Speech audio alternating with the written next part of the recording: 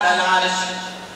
اے ابو ذر، جب یہ سورج مغرب کی طرف جاتا ہے، جب یہ سورج غروب ہو جاتا ہے، جب شام کا وقت ہو جاتا ہے، اے ابو ذر، اللہ، آپ اندازہ کریں ذرا، اللہ کے نبی صلی اللہ علیہ وسلم ارشاد فرماتے ہیں حتی تسجد تحت العرش، یہ سورج اللہ کے عرش کے نیچے چلا جاتا ہے اور اللہ کے عرش کے نیچے جا کر سجدے میں چلا جاتا ہے۔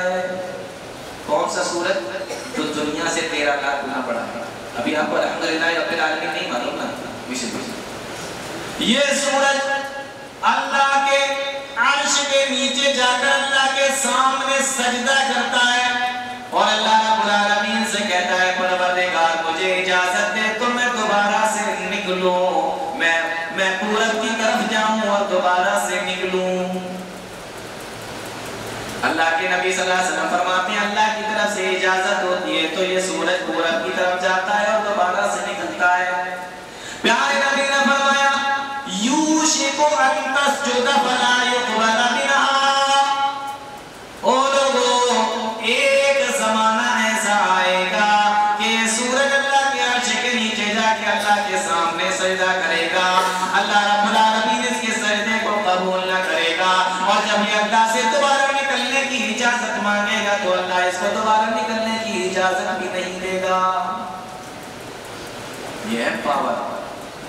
فرمایا سورج کو آرڈر کیا جائے گا یقال لہا ارجعی، سورج سے کہا جائے گا وہیں پہ چلا جا جہاں سے تو آیا ہے، ارجعی من حیث جیتی، جہاں سے تو آیا ہے وہیں پہ چلا جا۔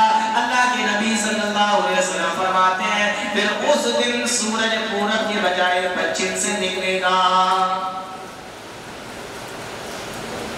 اللہ رب العالمین کا پاور ہے۔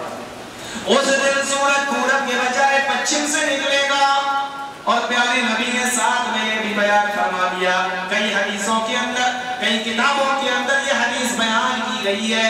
اللہ کے نبی صلی اللہ علیہ وسلم ارشاد فرماتے ہیں کہ جب سورج پچھم سے نکل آئے، سورج جب مغرب سے نکل آئے، توبہ کا دروازہ بند کر دیا جائے گا۔ آج اگر کوئی سورج کو پچھم سے نکلتے ہوئے دیکھ کر اگر وہ غیر مسلم بھی ہے اور کہتا ہے کہ میں آج کلمہ پڑھتا ہوں لا الہ الا اللہ محمد رسول اللہ، پیارے نبی ارشاد فرماتے ہیں کہ آج اس کے کلمے کی بھی کوئی حیثیت نہیں ہوگی، آج اس کے اسلام لانے کو بھی قبول نہ کیا جائے گا، اور دنیا کا بڑے سے بڑا گنہگار اس دن سورج کو اپنی آنکھوں سے پچھم سے نکلتے ہوئے دیکھ کر کہے گا پروردگار میرے سارے گناہوں کو معاف کر دے، آج سے میں نیک اور فرما بردار بنتا ہوں۔ اللہ کے نبی فرماتے ہیں کہ اس کی توبہ کو قبول نہ کیا جائے گا۔ یہ نشانی ہے، آپ کو توبہ کرنا تھی، کب کرنا تھی؟ جب سورج جب تک پچھم سے نکلے، تو اس کو کہتے ہیں الحمدللہ رب العالمین، ہمیں اس کا پاور ہونا۔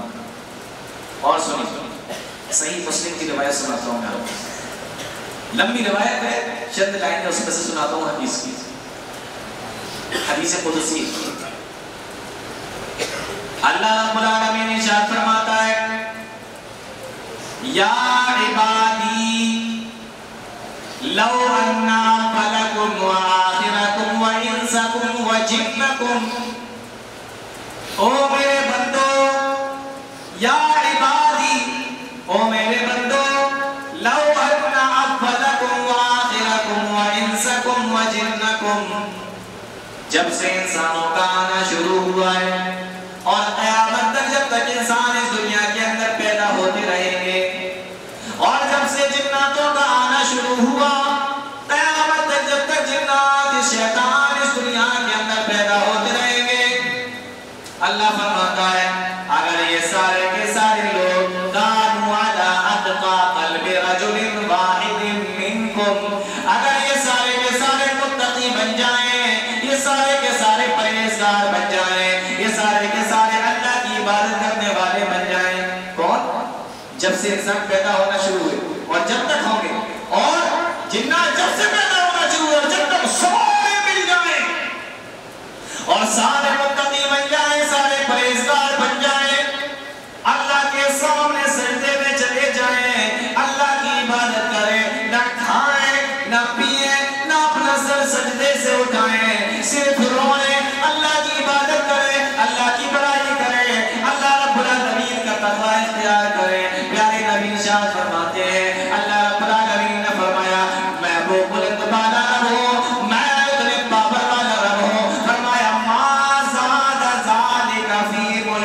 شیئا، یہ سارے کے سارے لوگ مل کر بھی اگر میری عبادت کرتے رہے تو میری حکومت میں کوئی فرق آنے والا نہیں ہے.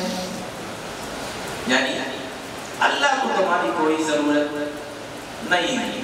اللہ اپنے آپ میں مہان ہے، تمہاری عبادتوں سے مہان نہیں ہو رہا ہے. جیسا کہ دنیا کے اندر نیتاؤں کا حال ہوتا ہے، جس کے پاس میں جتنے ووٹر ہو اتنا بڑا نیتا، اور ووٹر نہ ہوئے تو نیتا چھوٹا ہو گیا، کوئی دیکھنے والا نہیں، پوچھنے والا نہیں. تو پبلک زیادہ ہے، نیتا بڑا، پبلک کم ہو گئی، نیتا چھوٹا ہو گیا. اللہ فرماتا ہے میرا معاملہ ایسا نہیں ہے کہ سب میرے سپورٹ میں آ گئے اور سب میری تعریفیں کرنے لگے تو میری حکومت کو تم بڑھا دو گے. نہیں، ماں زیادہ ذالک فی کل شیء، کچھ نہیں کرو، میری حکومت جتنی ہے اتنی رہے گی، کوئی فائدہ نہیں کرے. ابھی سمجھ میں آ رہا ہے؟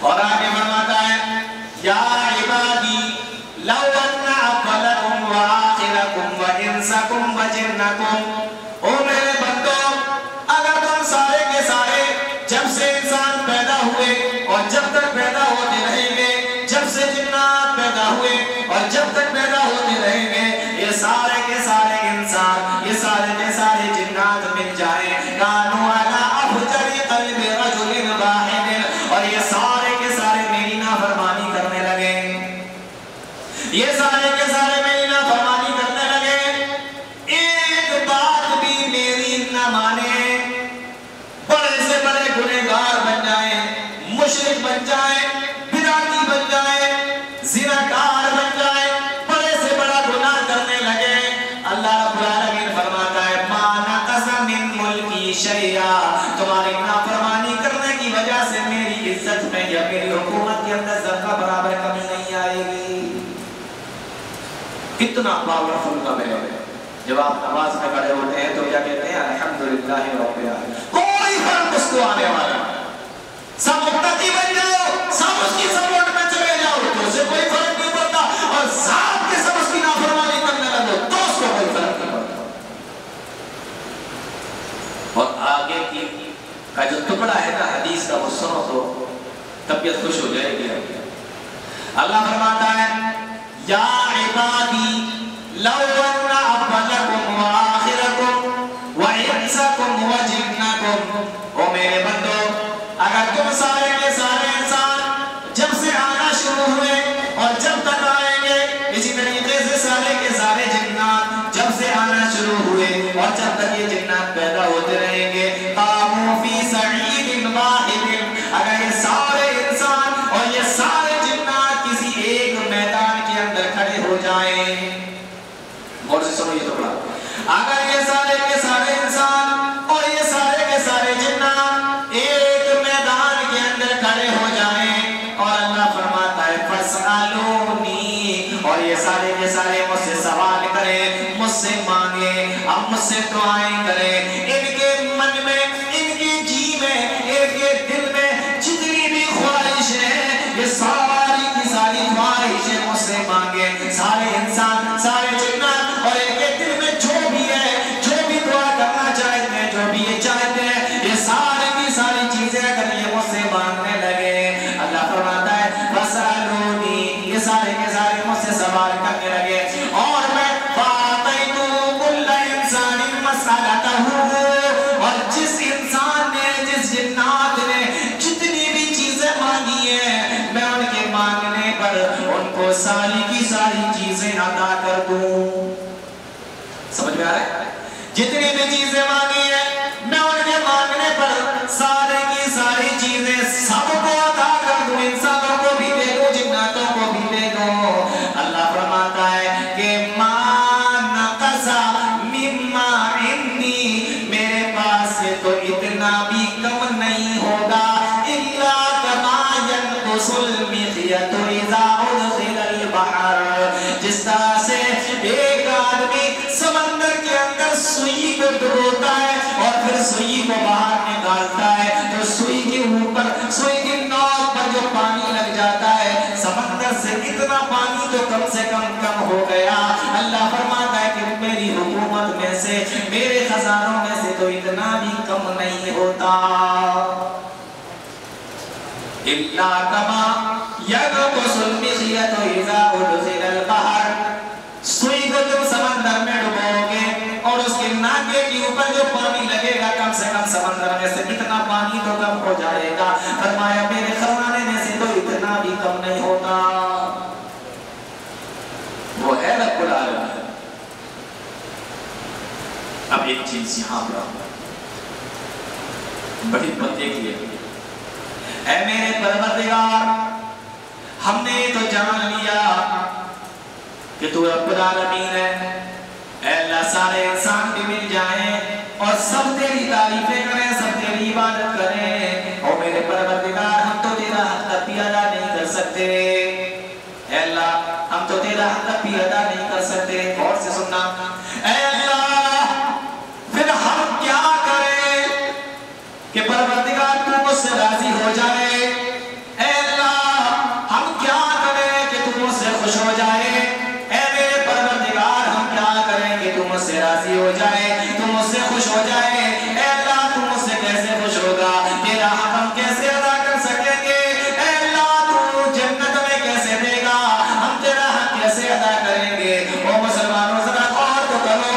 اللہ رب العالمین نے اس کے آگے جواب دے دیا.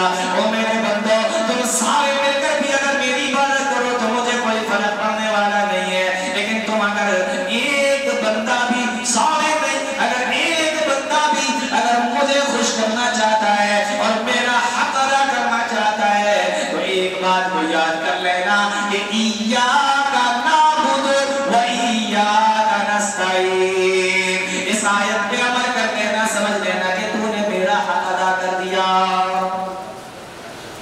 نہیں سمجھ میں؟ اے اللہ جب تک ہم دنیا کے اندر جیئیں گے تیرے علاوہ کسی کی عبادت بولو نہیں کریں گے. اور اے اللہ جب بھی مجھے کوئی حاجت ہوگی، کوئی پریشانی ہوگی، کوئی سوال کرنا ہوگا، وَإِيَّاكَ نَسْتَعِينُ، تیرے علاوہ کسی کے سامنے جوڑی نہ پہنائیں گے، تیرے سامنے کسی، تیرے علاوہ کسی کے سامنے ہاتھ نہ پہنائیں گے. پر اس بات کی گارنٹی دے دو مجھے. ویسے تو میری عبادت کا حق تو سارے انسان اور جنات لے کر بھی ادا نہیں کر سکتے، لیکن تم اگر اس بات کی گارنٹی مجھے دے دو کہ ایاک نعبد و ایاک نستعین، تو میں خوش ہو جاؤں گا جب میں تمہاری بات سمجھ میں آ رہی ہے. الحمدللہ رب العالمین. اس کو اب یہاں پر میں ایک بات اور بتاتا ہوں. قرآن کریم کے اندر اللہ رب العالمین نے ایک آیت کے چھوٹے سے ٹکڑے میں بڑی پیاری بات بتائی. اگر آپ توجہ کریں تو میں آپ کو پیاری سی بات بتاؤں. اللہ نے فرمایا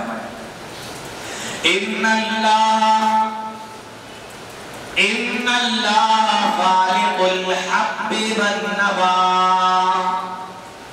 بے شک اللہ ہی، غور سے سنو، بے شک اللہ ہی دانوں کو اور گٹھلیوں کو پھاڑنے والا ہے. ان اللہ خالق الحب والنوا، بے شک اللہ ہی دانوں کو اور گٹھلیوں کو پھاڑنے والا ہے. اب آپ سارے سوچ رہے ہوں گے کہ یہ کیا معاملہ ہے؟ اللہ دانوں کو پھاڑنے والا، اللہ گٹھلیوں کو پھاڑنے والا، یہ کیا بتایا جا رہا ہے قرآن کریم کے اندر؟ میں آپ کو سمجھاتا ہوں. ہم اپنے گھر کے اندر چھوٹا سا پودا لگاتے ہیں، گملے میں، زمین میں، چھت پر چھوٹا سا پودا لگاتے ہیں. ہم نے دیکھا ارے یہ سوکھنے لگا، لوٹا لے گئے پانی ڈال دیا، پائپ لگایا پانی ڈال دیا، موٹر چالو کرا پانی ڈال دیا، سوکھنے نہیں پائے. اس کو ہم لوگ پال رہے ہیں، حالانکہ حقیقت میں تو اللہ ہی اس کو بڑھا رہا ہے، لیکن آپ جو ہے اس کی کیئر کر رہے ہیں، اس کی دیکھ بھال کر رہے ہیں. تو ہم لوگ کیا کرتے ہیں؟ چھوٹا سا پودا، چھوٹے سے ہم، اور چھوٹا سا لوٹا، چھوٹا سا موٹر، چھوٹا سا پائپ، وہیں کے وہیں کام کرتا. اللہ کا معاملہ ایسا ہے. اللہ کا معاملہ ان اللہ خالق الحب والنوا، اللہ دانے کو پھاڑنے والا ہے. کیا ہوتا ہے؟ ایک کسان ہے، اس نے زمین کے اندر دانا ڈال دیا، بیج ڈال دیا. سمجھنے میں کوئی دقت تو نہیں ہو رہی؟ ایک کسان ہے، اس نے زمین کے اندر دانا ڈال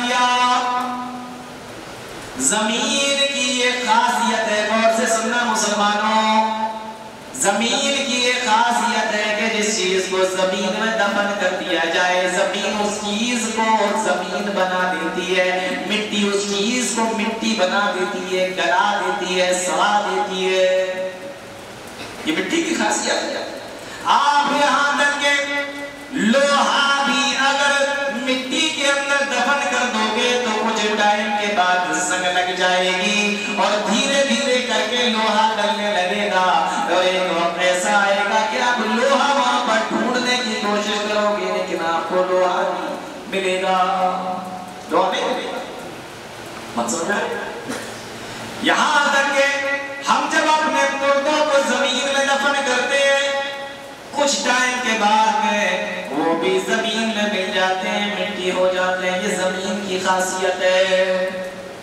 لیکن اللہ کا معاملہ دیکھو، ایک دانہ زمین میں ڈالا، کسان کا کام ختم، اب یہاں سے اللہ کا کام شروع ہو رہا ہے۔ آپ کے پاس میں موٹر تھا، آپ کے پاس میں لوٹا تھا، آپ کے پاس میں پائپ کا پانی ڈال رہے تھے، لیکن اللہ رب العالمین اب اس دانے کو پالے گا تو کس طریقے سے پالے گا؟